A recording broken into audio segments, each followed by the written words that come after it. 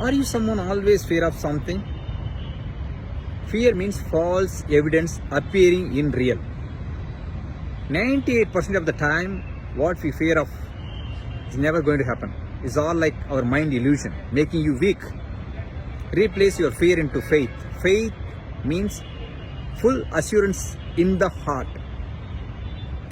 If some ideas or some dream goals which is coming into your mind, you should not get fear and you should not leave it. You should have faith because that thought process came to your mind. Then you should keep walking on towards your dream and goal with blind 100% faith. It's going to happen. For example, 2022, I set a goal to become a billionaire. It did not happen, right?